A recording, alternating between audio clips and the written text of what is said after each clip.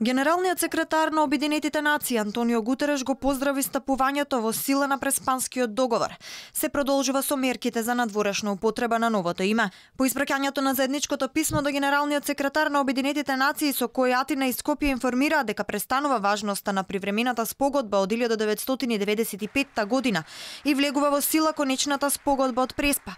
Портпаролот на Гутереш Стефан Дујарик потврди дека писмото е пристигнато, а првиот човек на Обединетите нации изразил благодарност до медијаторот Нимиц, Заев и Ципрас и ги повикал земјите членки, регионалните организации и сите меѓународни партнери да ги поддржат историските чекори и новото име.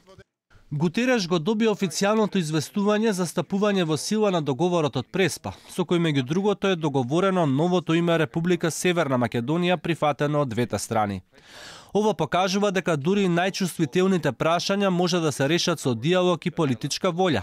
Остануваат уште техничките процедури околу новото име.